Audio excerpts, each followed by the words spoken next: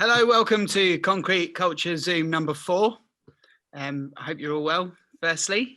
I know it's quite unusual times for us to be having a public forum via this interface, but we very much appreciate you combating your Zoom fatigue, which we all have a little bit of.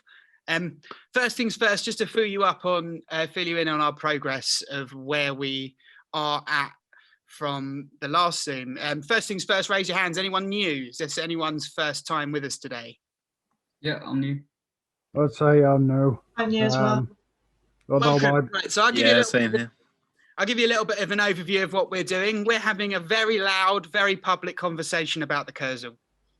For those of you from Southend, I guess most of you from the county, the Kursaal is a Grade 2 listed building that is arguably the most famous building in Southend-on-Sea. And we're having a very public conversation about its emptiness.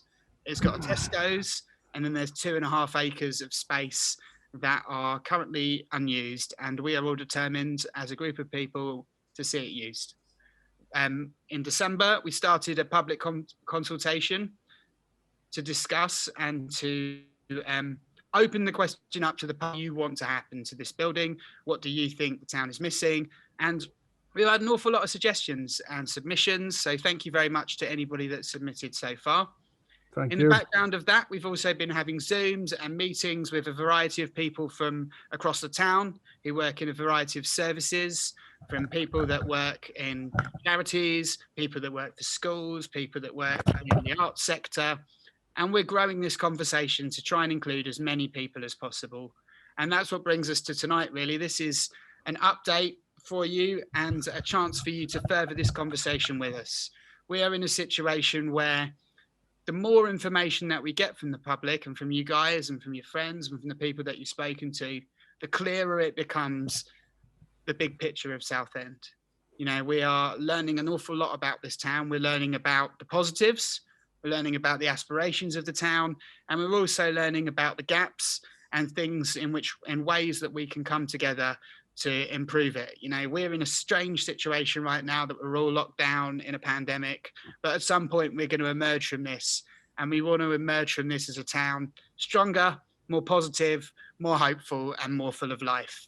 So that's the aim for the Kursaal conversation, is how can we use this as a building in the future, and also how can we use it as a catalyst for conversation about the things that we can do to re-emerge from this pandemic stronger and better as a town. So I'm going to pass you over to Hayley, who's going to go through the first wave of submissions. The submission process, we're keeping it open this first wave. The plan is eventually, I'll explain later on at the end what we're going to do going forward, but the plan is to keep asking all the time throughout the whole journey, whatever happens to the Kursaal, we want to make sure that the people of Southend are represented in that conversation. As far as we're concerned, it's our building. It's our most famous building. It's on our postcards, it's on our adverts, it's in our history, and it's our building to have a conversation about. So I'm going to pass you over to Hayley, who's going to go through the first wave of consultation submissions that we've had come in. Hey, Hayley. Hello. Thanks, Sam. Everyone hear me okay? Just give me a little wave if you can. Perfect. So we've been really thrilled and really sort of overwhelmed with the submissions to date, both public submissions and organisation submissions. There's clearly a lot of support and a lot of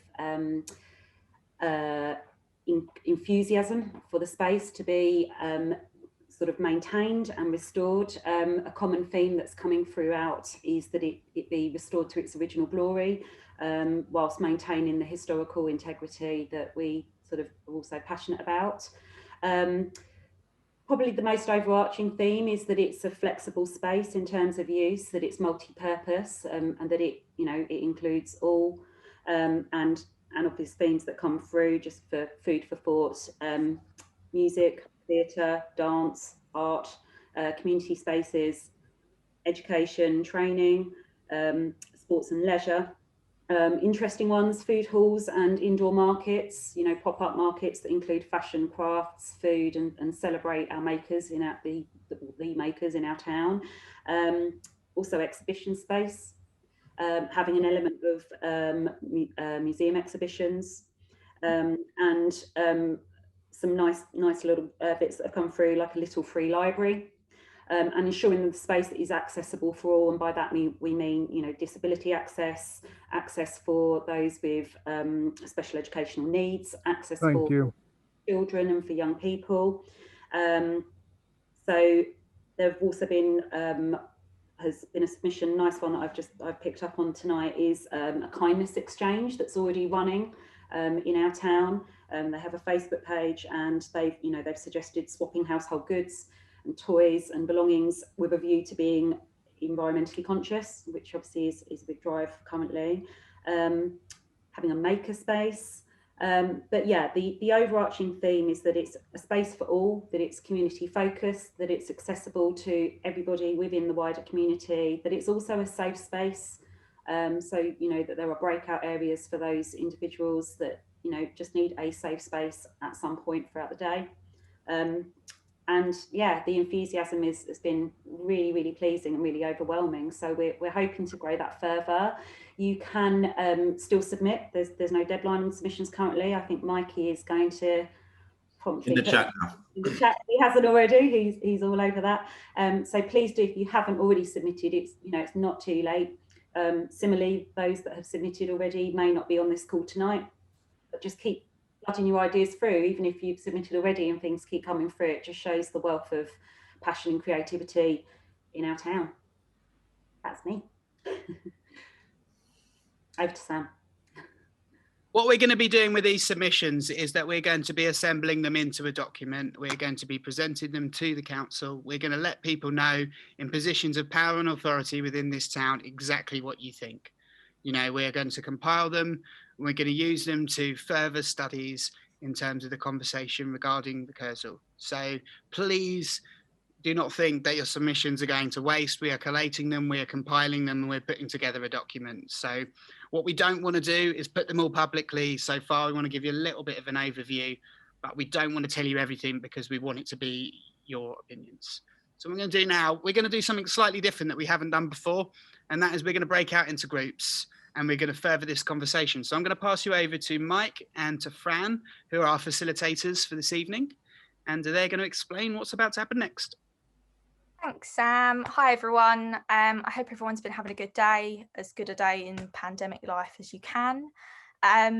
In terms of the purpose of what we're doing here and the reason why we've chosen to kind of break it off into what we're going to do today rather than what we've been doing on the other meetings, is really just to highlight that we value all voices within this town equally. And the aim is so that we can have the collective wisdom as everyone as individuals, and we are mindful that particularly within larger group settings, people that are more confident with public speaking can tend to dominate the conversation, and we just want to say that we want to find out what everyone has to say, and we want to make sure that everyone has their time to speak to us and to have their opinion heard, basically. We don't want it to be dominated by any one individual or any one group, so we want to make sure that everyone has their time. So what we'll be doing is we'll be breaking off into, I believe, 7 smaller groups. Mike is setting it up as we speak because he is good at that. I don't know anything about how it's logistically working. I'm just here to tell you about what we're all going to be speaking about, basically. So yeah, we want to make sure that we can hear all of you and that we can create a respectful space and a space where everyone is equal, and we'd ask you to do the same. You know, the lovely people of Essex, the lovely people of Southend, we're all nice. I'm sure this will be absolutely great. What we are going to do, though, in order to assist with this, is we're going to be doing some hand signals in order to just make sure that everything can run as smoothly as possible, we can have as minimal interruption as possible, and that we can show our support to people's ideas. So the first thing that we're going to do, and I'm going to get everyone to do it just as a little icebreaker, because I know it's late in the day, you've probably all been working. We all just need to like loosen up a little bit and get ready to kind of be inspired and chat with each other. So the first hand signal is going to be if you agree with something that someone is saying, or if you are like defo yes to that, right? The first hand signal is going to be this. So if everyone could get your little hands up on the camera, and go like this for me. Hey, see, there we go. That's great. Brilliant. Great stuff, everyone. So yeah, if someone says a point and you agree with it, you just pop your hands up and you do this. That way, each of us in the meeting, each of us Concrete Culture members are going to be in the meeting facilitating with the smaller groups. So that way we can make sure we go, oh, well, everyone said that that was a good idea, and we can make an extra note of that. So yeah, that's the first one. The second one is going to be to show that you want to speak. That can be popping your hand up. So you pop your hand up like that, if everyone could do that. Yep, all those elbows, guys. That's brilliant. Yep, or you just point at yourself, but your hand up, we can know that you want to speak and that you've got something that you'd like to contribute. And the final one is going to be if you can't hear someone, or if something someone has said has been slightly unclear, if you could just raise your hands like this to show that you need to have they need to speak clearer, or they need to raise their volume, and so that we can hear the point that they're trying to make. Yeah, so just to clarify, each of us from Concrete Culture, one of us will be in the group, will be your facilitator stroke note taker, on being inclusive and valuing everyone else's opinions and valuing everyone's opinions as equals. We will probably be looking down so that we can write down all of your lovely, wonderful ideas. Some of us will be doing that on separate devices. We're not checking our texts, I promise you. It's just because I'm sure we've all been in that situation in a Zoom where someone's got their thing unmuted, someone's microphone's not muted, and you can hear them typing away and it sounds like a stampede of horses, and we don't want to interrupt the flow of conversation as much as possible. So we will probably be looking down a little bit. So please forgive us. We are just taking notes as much as possible. Just to clarify, the questions that we're going to be asking you all to discuss and to think about, the first one we're going to be asking is, what has Southend lost as a community that should be here? So as I'm just talking about these questions, and while Mike's getting the group sorted, you can just start to have a little think about that. And the second one is, what do we need? So we being the people of Southend, Essex, wider community. And the third question is going to be, what do we want to be known for? So that one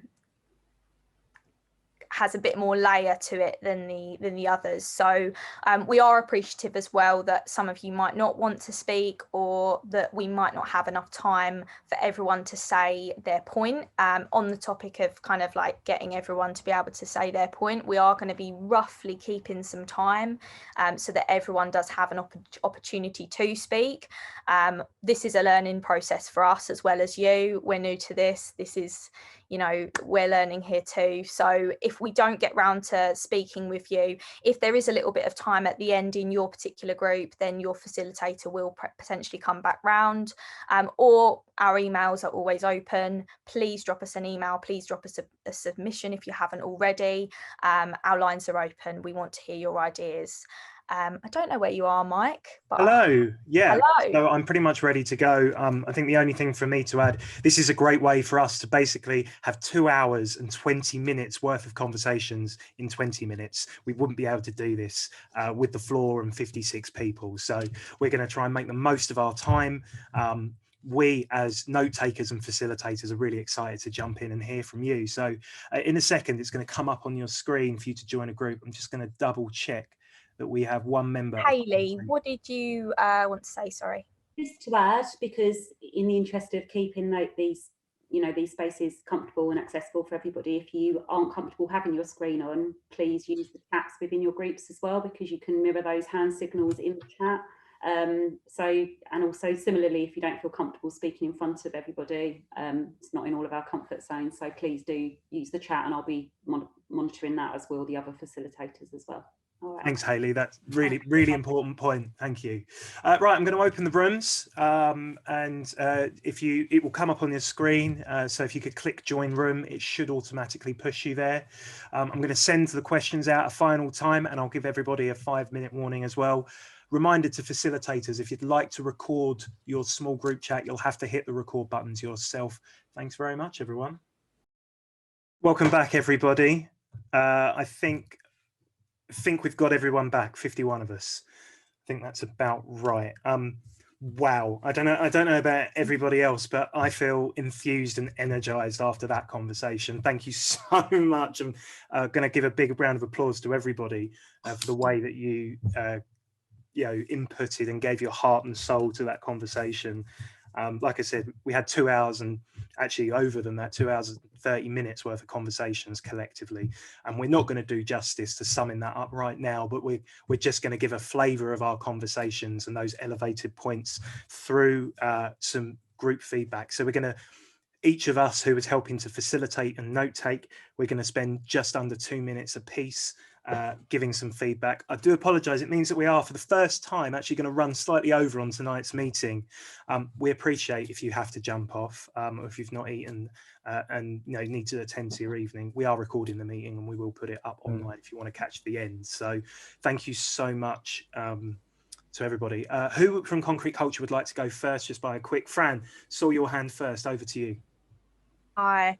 Yeah, the quality of conversation was absolutely brilliant. It was really great chatting with my little group. Yeah, so on the first question, the main things that came out of it that Southenders lost is a kind of sense of community. We were talking a lot about how everything feels quite divisive and divided in terms of metaphorically and in how we feel, but also in terms of that literal divide between Southend, Westcliff, Lee, Shoebury, and the kind of the divide across there and how people feel quite separated from each other within the town. The other thing that we talked about was something that was lost specifically was a youth centre. We spoke about focus, that was mentioned, a kind of hub where young people could be together and where older people could also be to learn about new things. On to the next question. What do we need? So we said the main word that kept coming up really was diversity and collaboration. We talked a lot about the need to collaborate in terms of intergenerational collaboration and interdisciplinary collaboration across people from arts, from the community, different people from different sectors, all coming together really, and there being some kind of network and some kind of database and a physical place that can be a kind of center for the ideas and for people, and the idea of it being a kind of flagship mentality where we can all feel like there is this one place where we can go and we can do our stuff and we can get it done. Yeah, the final question. What do we have? Can't get my teeth. Sorry, Fran, that is 2 minutes, and I am going to keep it just in the interest of time, but we have taken notes. We are going to collate all of this together as Thanks, well. Mike. Next show of hands from one of the CC team. Mikey, over to you. And please carry on with your signal of agreement if there's something that Mikey says. So after hearing Fran, I've got a feeling that we're all going to be pretty much and very much the same boat when it comes to similarities. So I'll see, going back to first question, what Southend lost? Focus came up in the conversation. I think it is sort of unanimous. Everyone sort of misses a place for the young and the old. It did come up as well that again, it's the intergenerational places where people can sort of like look after the young and look after the old in sort of a safe space, and it feels that there's not really, again, going back to the use of a central space where you can go somewhere and sort of look into that. When it comes to what we need, it's a few other things that we've looked at. So places like a music venue would be great, but a multi-purpose place that can be used for a variety of different things. So the Roundhouse was used as a reference. Also as well, having a food court village would be incredible, somewhere that can support the local businesses. It's particularly the ones that are really thriving and having to survive during a pandemic is particularly good. But ultimately, it's got to be fit for purpose. It needs to be a multitude of people. When it comes to what we should be known for, basically, I think the ethos is it's trying to get that stigma that there isn't anything in Southend came up. It should be a springboard for the culture. People, rather than being like, well, what's in Southend? You think, oh, I'm thinking of Southend. That's where all the talent is. Where do you start? We'll go there. These other help you out with everything, whether it be like the ballroom heritage, whether it be the music, whether it be like literature, poetry, but also as well, it should be a place for heritage as well. Yeah, so it's and again, I feel like, yeah, I'll get these notes typed up better, but it's our little gang right on point. I think I've got a feeling next year will be very echoing similar sentiments. Mikey, thank you so much. I'm going to go straight to Sam. Okay, so what has Southend lost and what do we need pretty much with the same? So what we've lost as a community, focus came up, youth spaces, small rooms, mid-sized performance spaces, places for people to come together, music spaces. What do we need? The things that weren't mentioned in what have we lost were festivals, a way of celebrating the town's history, and an accessible city bus loop that connects all of the main landmarks in the town together. What do we want to be known for? Right, the list, we all kind of jumped in with 3 points each. Creativity, fun, friendliness, community, homegrown, and innovation with our own identity. Sam, thanks very much. Look at all those wavy hands. That's great. Hayley, Sadie, you want to go next? Great, thank you.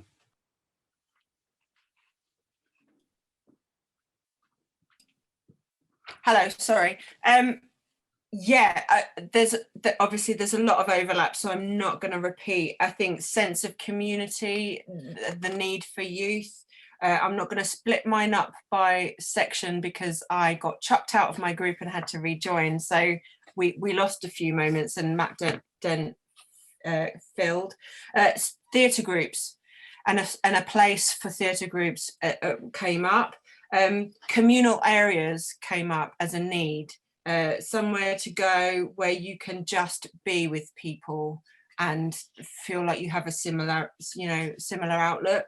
The sense of pride in terms of walking around your town and having somewhere to go where you feel like you want to be there and it's not a fucking depressing journey to get there, and you're happy to be there, stay there and keep going there and keep a building going.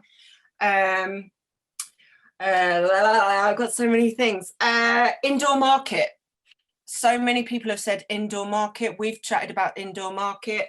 People are still talking about indoor market. Performance centre, somewhere where we can share fresh clothing. So somewhere where people could, and this tallies with an idea I had about an opportunity shop, or somewhere where you can go if you need something. Maybe you need a sideboard, maybe you need a coat, maybe you need a new pair of shoes, whatever, no questions asked. Can you turn up? Is it there? Opportunity shop. Intergenerational, I've put, Fran also touched on that, heritage. Jeff mentioned early years, support for mums.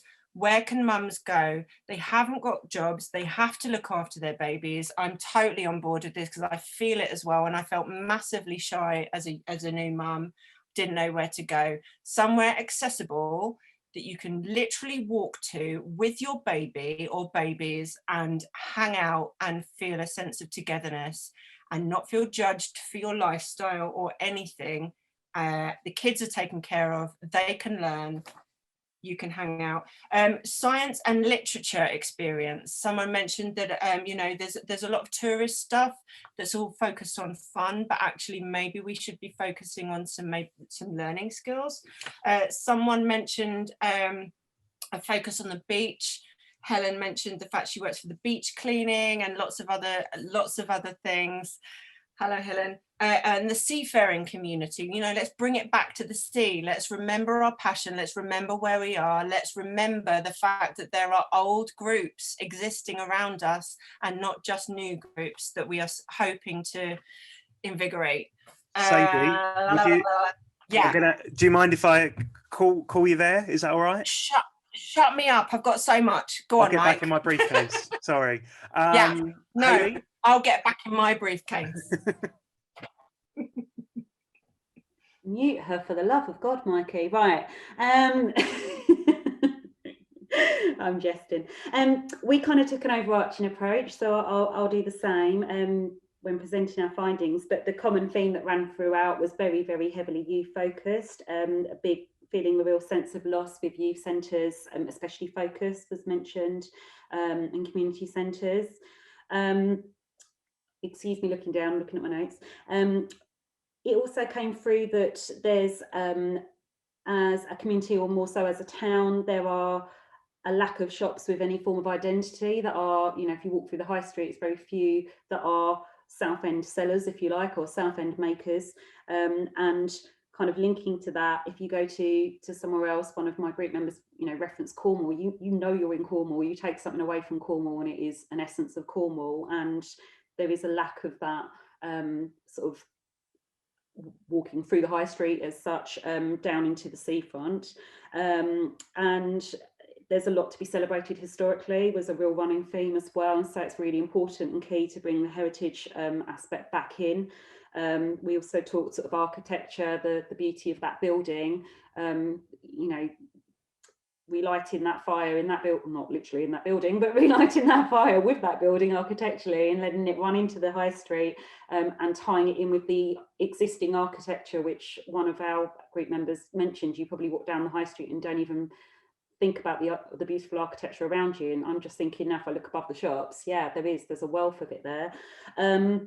And it came away really that there's a real lack of artistic, well, there's a wealth of artistic vibrancy in the town, but that doesn't come through. It comes through as a real lack. It's buried under the seaside feeling.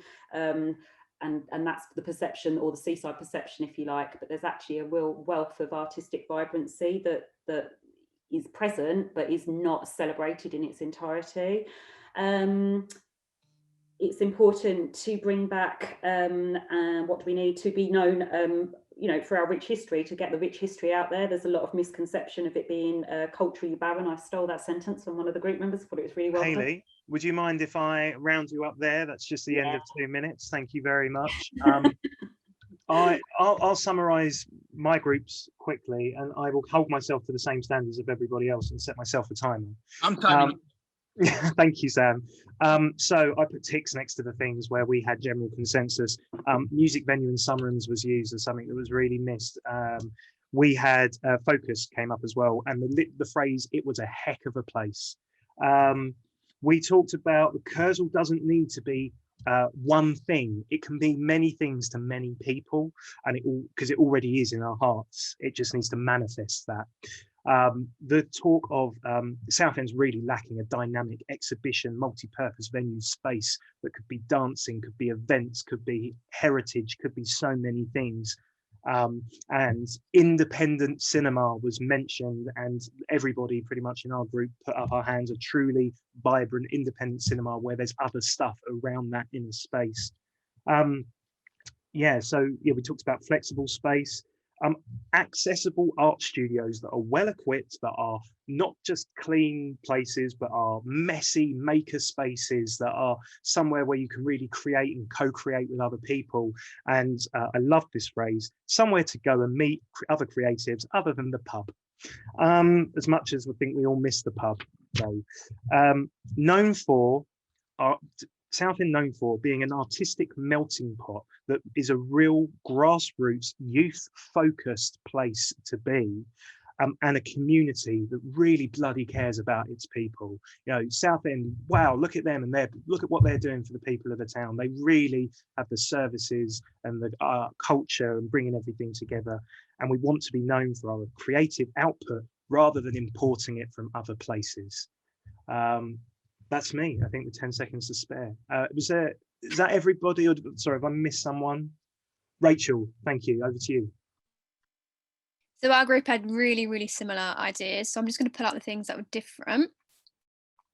We said it would be a great, what we need is a way to network everyone together, an opportunity for everyone to promote each other's work, a way for people to know what that is actually going on, because we're in pockets of different locations and different disciplines, but we just want to be able to share everyone's work. It's the same. We mentioned festivals was mentioned. We want an excuse for groups to come together. We mentioned that a lot of money and a lot of art is lost to London because there's no local system to help creatives and people in the town. Potential different outreach activities like the climbing walls, people going cold water swimming. What's new? What can we do? We want to get a voice that's not just in a building, but that's online, a way to connect people. And lastly, technology. What can we do with the future? What can we do going forward? And what do we want to be known for? That we've got it all, we just need to harness it. We're known for a variety. Southend is open to everything, we'll just give everything a go. And we're a place to go. That's us. Thanks, everyone. And I'm going to hand straight back over to Sam. Thank you so much for that. Okay, so what that was, guys, is an exercise in the fact that we do not have enough time to discuss the amount of things that we want from this town, that we can do in this town, the things that we know that we can come together. That's why we're running this consultation. Ultimately, is that personally, I speak for myself here, I'm almost tired of having this conversation now. Like, I've been living in this town for almost 35 years. And these conversations come up over and over again. What we want to be able to do as a group of people is quantifiably put them down in a document that we can then use to ask questions that we can put on a graph, and we can have a map of what it is that we are as people, what we want for our futures, and what we see this town as becoming. So we're just going to, we'll type this up. We'll get this over to you all over the next few days so you can see a kind of cross section of what the groups have been saying. But also we want you to use this as an encouragement to fill in that document that we've got on our website. Mikey's going to pop the links into the chat. What this is an exercise of standing up for ourselves, standing up for the things that we want, and saying we are Southend. We're really bad as a town of saying, this is who we are, this is what we want, unless we are pushed into a corner. Push us into a corner, we can talk for hours. That is one of the strengths of people from Southend. When our backs are against the wall, we know what it is that we want to say. This is an opportunity. There are people in this group right now that are in the mix of who makes the calls, what the calls are. The town's having a strategy based on Southend 2050. We're having conversations about Estuary 2030. We're looking forward. The council sat down this last week and said, we're looking into the future and we're going to invest in the future of Southend. What we want to do is we want to make sure that the conversations about investment and the future are representative of what we want. We all had 20 minutes, and I don't doubt that we ran out of time.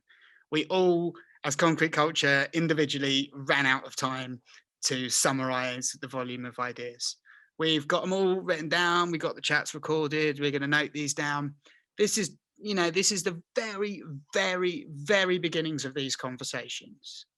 We are constantly blown away from the conversations that we've been having over the last 4 months by the wealth of ideas, of opportunity, and of potential within this town. Now's the time for us to come together and unlock it. We're all stuck in our homes. At some point, we re-emerge from our homes. And when we re-emerge from our homes, we re-emerge as a town that knows what it is, knows what it wants, and knows where it's going. Because for too long, this directionlessness has been allowing, conversations to get, stifled. We've got these forms on our website because we are helping and encouraging as many of you as possible to just voice your opinions. Like, this town, if you live here, better than anyone else. We are a proud town. We are a vocal town. We are a connected town. Now's the time for us to put it all together into one central piece of information so those in charge know what's up. You know, we're seeing themes repeat over again, whether it's in these conversations or whether it's the conversations we're having wider or whether it's through our submissions. So please, please, please, firstly, fill in that document. Like if after this Zoom, you're like, I wish I had more time, type it up, send it to us. Like we will pass it on. Like that's our job. We are keen to be the conduit because we as individuals have been in this situation too. We've had all these ideas, we've had nowhere to place it. We are the place to place it because we are like you, like we're having these conversations over and over again, year on year, decade on decade. Now's the time for us to put it into a central piece of information where we can say to the council and to those in charge, this is who we are, this is what we want, this is why we need it, and this is how we can smash it. And I have no doubt in my mind that if we get together as a community of people in Southend-on-Sea, like we can continue to be on the cutting edge. You know, look at the Kursaal, right? First amusement park, first international baseball game, you know, first Lions and Dolphins, you know, right the way through to BBC Concert Orchestra, the place where the radio was invented, you know, the home of pub rock that then became punk rock that changed the whole entire world. Like this town, this community has always been first. But we've had to wait for other people to take those ideas, pass them on before we can say, but that started here. Now's the time for us to start something new here. Set a tone, set a future. So please fill in this document. And where we're at is tomorrow, we're having an impact day, which is marketing speak for everybody comes together, makes loads of noise.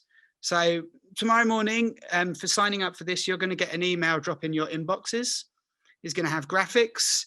It's going to have a kind of a little bit of information, some sample bits of text. And what we want to do is we want to take this conversation as far and as wide as possible. You know, we've got a month left for this first wave of conversation.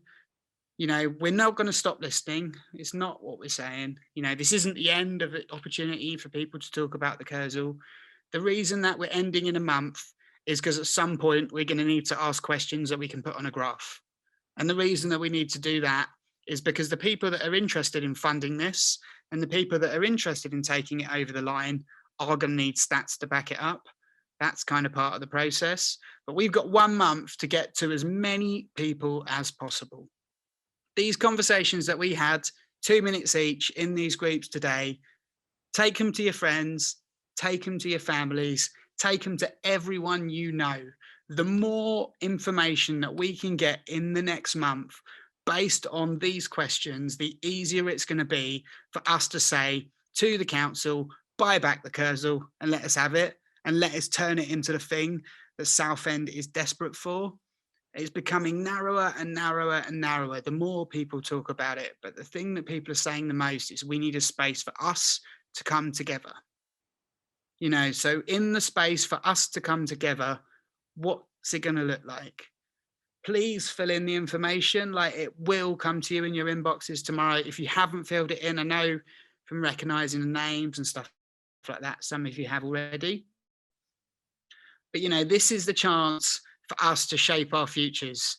And hopefully these breakout groups are a good exercise for you guys to realize that we're not alone in dreaming. It's okay for us to dream as people. Like we're a town that's always like, oh yeah, just at the end of London, or it's great for commuting, or it's this and it's that. What about this being an opportunity for Southend-on-Sea to put itself on the map? You know, when we all emerge from this pandemic, when we all emerge from this space, what about harnessing our collective ideas and aspirations and using that to lobby and push for a space that when the council and the town are talking about Southend 2050, we know that in 2050, people are going to be looking at Southend and say, wow, Southend 2050, that's the model for the rest of the country to be like. I know that we got it in us. But I'm confident from the conversations that we've had. I'm confident from the people that we've met. I'm confident from the energy and from the passion and frankly, from the argumentative nature and the belligerence of all of us, that we've got the ability to do something truly special within this town. What we have right now is an opportunity. It's an opportunity that we've created as residents, as busybodies, of argumentative people, as people that are like, why can't it be this? Why can't we do that? Now's a chance for us to have one collective argument together. We can create a document that is a resident-led, town-led blueprint for what the people of Southend want. So tomorrow we're going to have an impact day. We're encouraging you. We're going to send you graphics. We've got them for all different formats.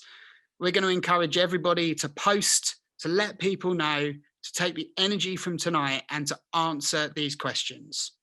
It's the very, very, very beginnings of a very long conversation. But what this conversation is the opportunity to say, do you know what? We do have a voice in this town. Doesn't just exist on Facebook, doesn't just exist in a pub, doesn't just exist in WhatsApp, but we can come together and create a document that says, this is who we are now, and this is who we aspire to be in the future. We can use that to provide opportunities, not just for the next generation, not just for ourselves, but for people that aren't in these conversations too. Because this town is wired, this town is talented, this town is loud, it's vocal, and it's passionate. And this is an opportunity for us to get together, make some collective noise and say, this is what we want Southend-on-Sea to be in 2050. So tomorrow morning, check your emails, spread the word, fill in our consultation on the website. We will put it together. We will lobby. We will be vocal. We'll be here every single month fighting for you. Because what you got to realize is that we're all the same. We're all angry. And the reason that we're angry is because we know what potential we have and we want the ability to unlock it. So give yourself, give us, give everyone in this town the opportunity to do that. Fill in that form, spread the word, and then we can crystallize that down, put it on graphs and let people know that Southend's at the cutting edge and Southend has room to dream and to grow and to be what it is and that we all know it can be. So thank you very much again. Another Zoom. Here we are once a month. We'll be here at the end of February. Please fill in this form. Please spread the word. Like, this is an opportunity for us to dream big and to make it happen. So thank you so much. So much love to you all. I know some of you have been here since the very beginning of this journey. Some of you are brand new to this journey, but this journey continues and it continues and it continues. And the reason is it's because we live here and we love here. So thank you very much. See you all soon. Make sure you fill in that form. Bye. Hey guys, thank you. Thanks everybody. Everyone. Thank you for coming. Thanks for coming. Bye.